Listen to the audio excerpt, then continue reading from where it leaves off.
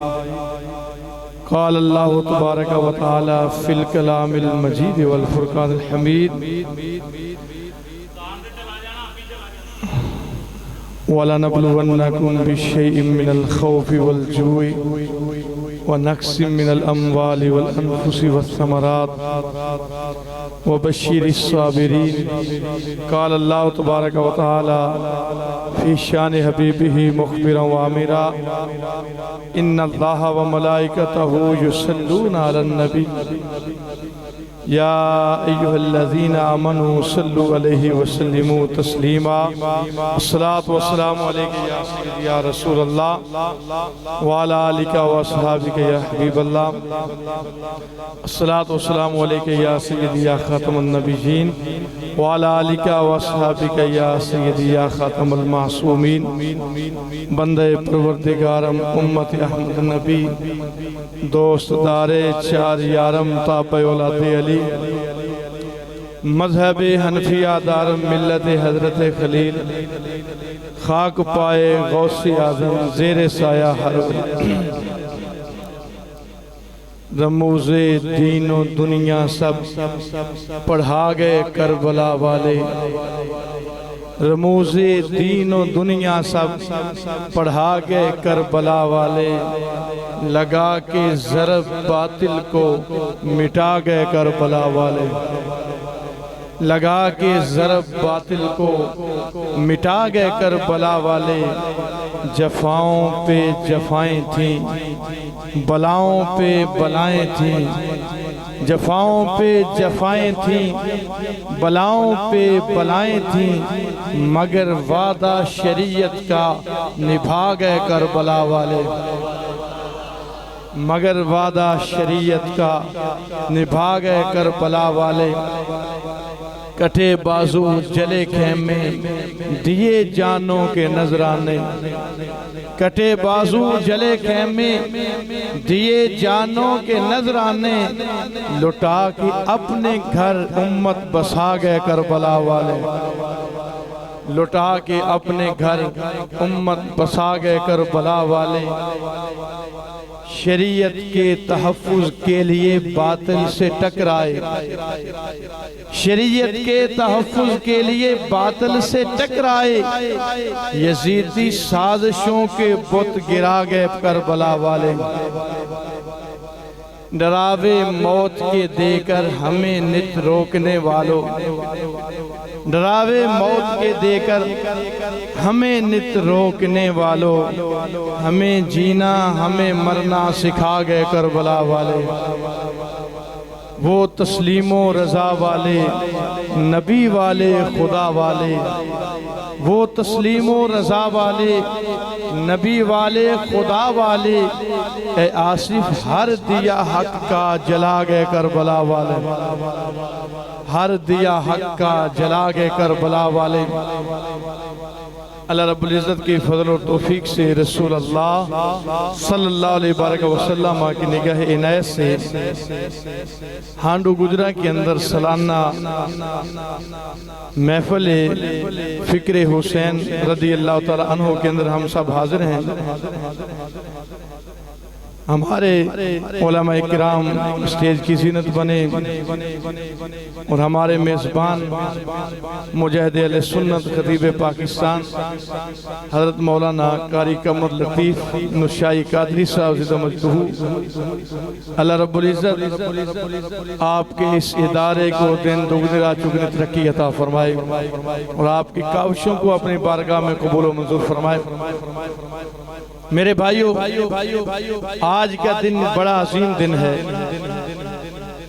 ये एक तरीक़ की हैसियत रखता है कि आज तुम मस्जिदें देखती हो, मस्जिद में नमाजी देखती हो, कुरान देखती हो, कुरान पढ़ने वाले कारी देखती हो। इन सब के पीछे खून हुसैन का फैल है। अगर हुसैन करबला न जाते हो सकता है न मस्जिदें मिलती न नमाजी मिलते। हो सकता है ना कुरान मिलता ना कारी मिलते, इमाम हुसैन ने सब कुछ लुटा के दीन इस्लाम को क़यामत तक के लिए महफूज फरमा दिया, इस्लाम के झंडे को बुलंद फरमाया। इमाम अली मकाम इमाम हुसैन रज़ी अल्लाह ताला अन्हु कुर्सी के लिए नहीं गए थे। हुसैन को कुर्सी की क्या जरूरत थी? आस्ताना आलिया मदीना मुनव्वरा का सजादा नशीन हो, मस्जिद नबवी शरीफ के मिंबर पे बैठने वाला हो, जिसके बारे में सरकार ने फरमाया मेरे घर और मेरे मिंबर के दरमियान जगह ये जन्नती बागों से बाग है। तो जन्नती मिंबर पे बैठने वाले हुसैन को दुनिया के तख्त की क्या जरूरत थी? कुर्सी की क्या जरूरत थी? अरे जिनके मुरीद सहाबा जैसे हों। इमाम हुसैन ने मक्का छोड़ा, मदीना छोड़ा, मकसद के लिए, कुर्सी के लिए नहीं बल्कि आयतल कुर्सी के निजाम के लिए। ये हुसैन जब करबला की तरफ चल रही थी, दोस्तों ने रोका,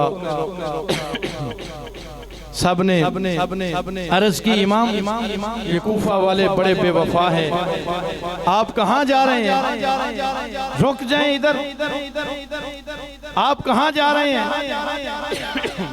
इमाम होता है, इमाम को सबसे पहले हालात का मंजरनामा नजर आ रहा होता है कि जब अभी लोगों को वो चीज नजर नहीं आती जिसे अल्लाह इमामत अता फरमाता है, उसे अल्लाह वो इल्म भी पहले अता फरमाता है। फरमाया ये जो शैतानी टोला है यजीद का, ये तो वो है जो अल्लाह की हुदूद को खत्म कर रहे हैं, रब की हलाल करदा चीजों को हराम कर रहे हैं और हराम करदा चीजों को हलाल कर रहे हैं। फरमाया इनके खिलाफ आवाज बुलंद करना फर्ज है।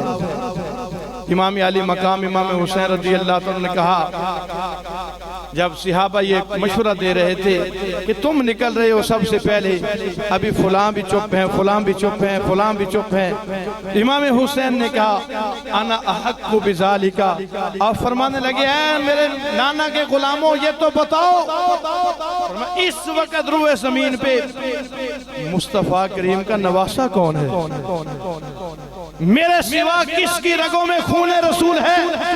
फरमाया दीन पे पहरा देना ये सबसे बड़ी जिम्मेदारी हुसैन इब्ने अली के कंधों पे है। क्यों? ये नबी का नवासा है, इसकी रगों में खून रसूल भी है, खून बतूल भी है, ये अली का बेटा है, ये निकलेगा, ये करबला की तरफ जाएगा। आपने चलते हुए फरमाया वो अगरचे रेगिस्तान है, करबो बला है, आफात और मुसीबतों की जगह है, लेकिन फरमाया मैं उससे गुजर जाऊंगा, क्रॉस कर जाऊंगा। मेरे सामने दो ही चीजें हैं, या तो मैं उनको खत्म करके यजीदी फौज को मिटा के जिंदा रहूंगा, या फिर अपनी जान खुदा के सुपुर्द कर दूंगा। तो मैं इसके सिवा तीसरा रास्ता हुसैन इब्ने अली के पास नहीं है कि मैं इनसे कंप्रोमाइज करूं, मैं पीछे बैठ जाऊं, मैं रुक जाऊं। तो मैं लड़ूंगा, लड़ते लड़ते या तो इनका खात्मा कर दूंगा या खुद अपनी जान इस्लाम पे कुर्बान कर दूंगा। चलते चलते करबला के मैदान में पहुंचे। आज के दिन इमाम अली मकाम इमाम हुसैन रज़ी अल्लाह ताला बच्चे शहीद हुए, भतीजे शहीद हुए, भांजे शहीद हुए, रफ़ाका शहीद हुए, सबकी लाशें उठा उठा के हुसैन के मुंह में न गिला था, न शिकवा था, न शिकायत थी, बल्कि हर शहादत पे रब का शुक्र अदा करते थे कि मालिक ने मेरे बच्चों को इस्लाम के लिए कबूल फरमा लिया।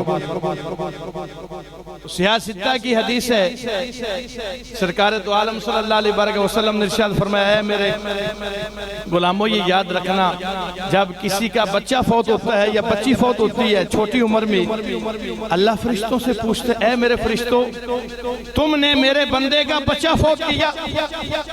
दूसरी मर्तबा पूछते तुमने मेरे बंदे के दिल का फल तोड़ा है। फरिश्ते कहते हाँ या रब्बे ज़ुल जलाल। अल्लाह फरमाता है ये तो बताओ, जब उसके सामने उसके बेटे की लाश पड़ी थी तो मेरा बंदा क्या कहता था, उसके जज्बात क्या थे? या अल्लाह वो मैयत को देख के गिला शिकवा नहीं करता था, बल्कि यही कहता था इन्ना लिल्लाहि व इन्ना इलैहि राजिऊन। अल्लाह फरमाता है मेरे फरिश्तों उसके लिए जन्नत में महल तैयार करो और उसका नाम बैतुल हम्द रखो। अरे ये शान है गुलाम हुसैन की।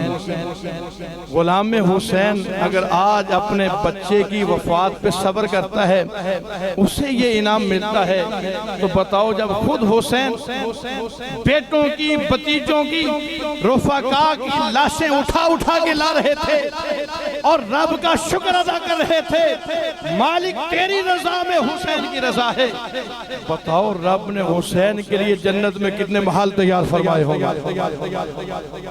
वो तो जन्नती जवानों के सिरदार हैं। इमाम आली मकाम इमाम हुसैन रज़ी अल्लाह तआला जिस वक्त 10 मुहर्रम का सूरज तलू हुआ, जंग के लिए तैयारी करने लगे, यजीदी लश्कर से हजरत हुर जिसे अल्लाह तौफीक देता है, हजरत हुर आए, उनके दिल में ये ख्याल बार बार आ रहा था, ये चमकती पेशानी वाला जिसकी पेशानी में नूरे नबूवत चमकता है, जी हक पे है, जी बात दिल में थी, लेकिन तसल्ली के लिए कि इमाम के जज्बात कैसे हैं। क्या इमाम हुसैन करबला में डर गए थे सामने इतनी फौज है?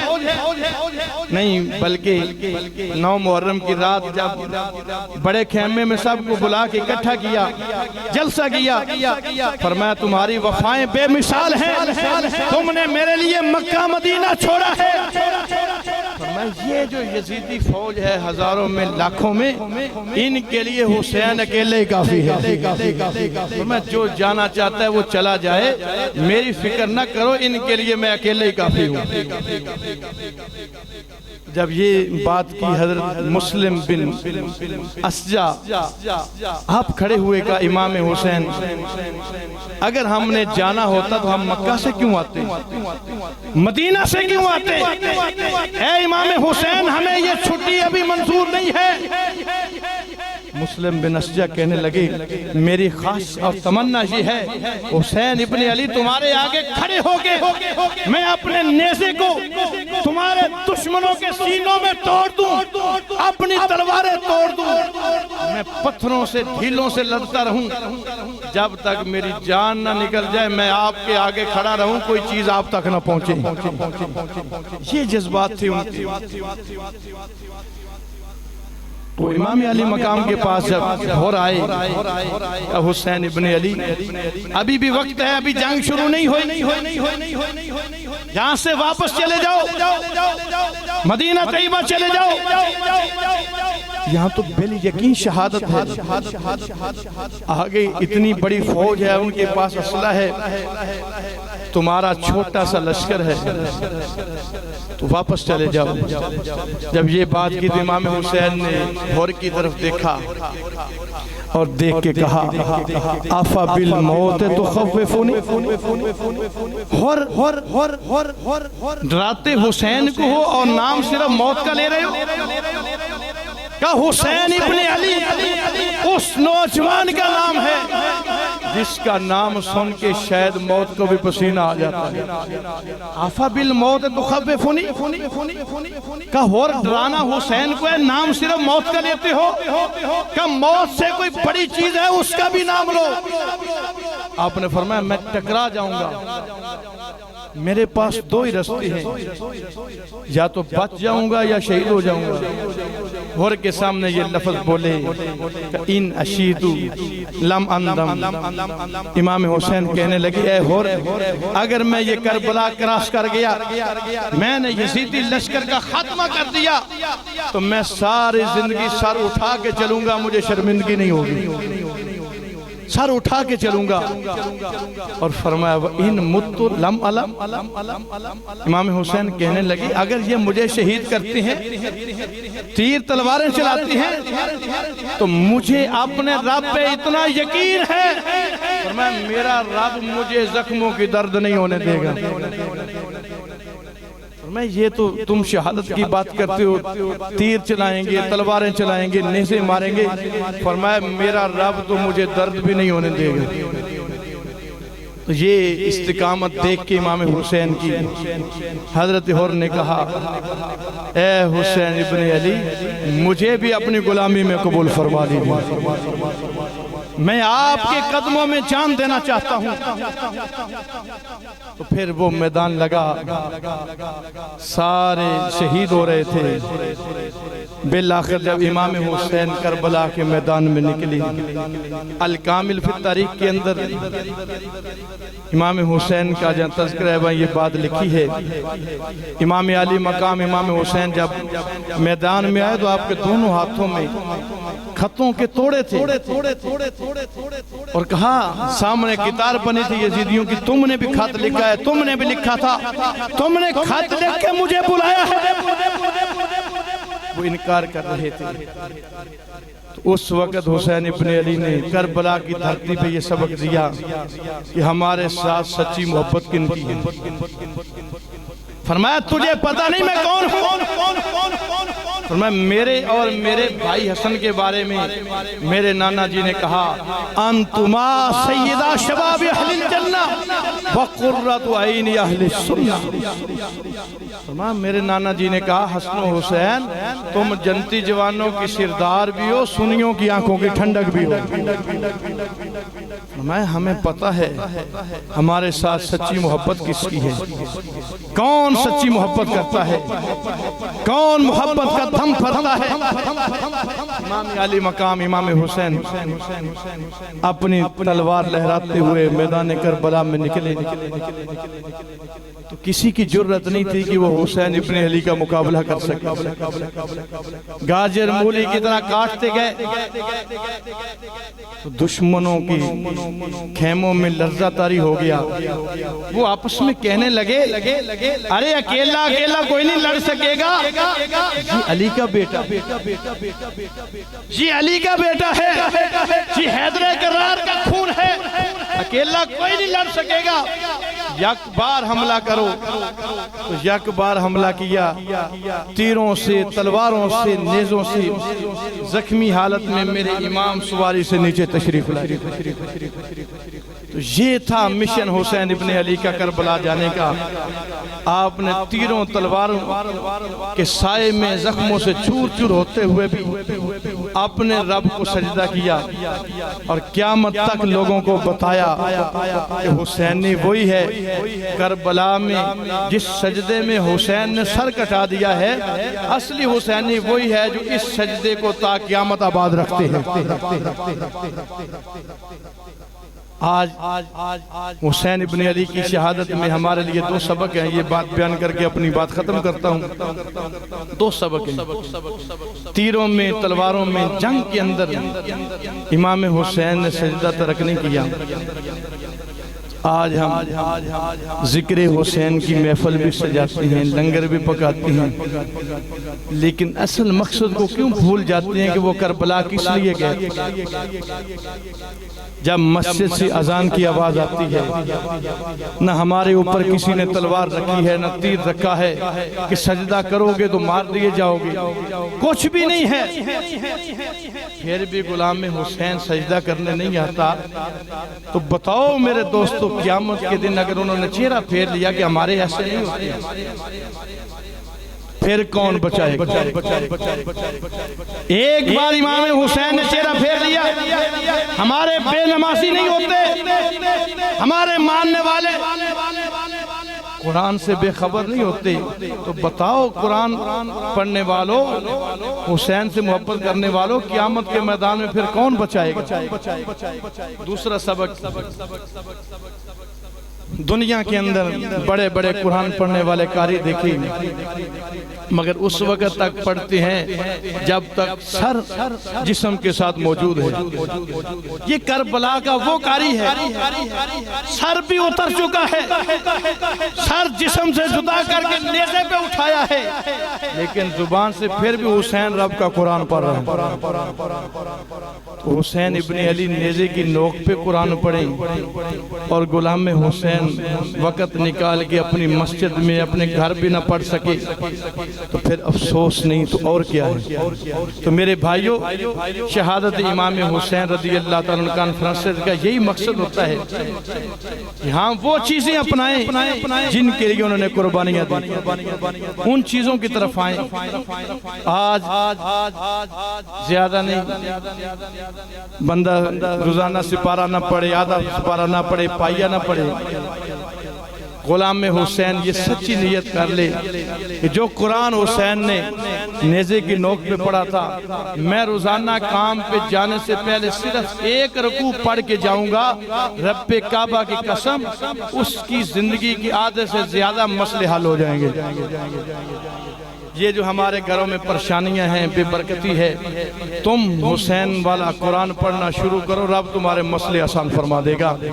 अल्लाह रब्बुल इज़्ज़त से दुआ करते हैं, अल्लाह रब्बुल इज़्ज़त हमारा ये सुनना सुनाना अपनी बारगाह में कबूल और मंजूर फरमाए। वाखिरु दावाना अल्हम्दुलिल्लाहि रब्बिल आलमीन।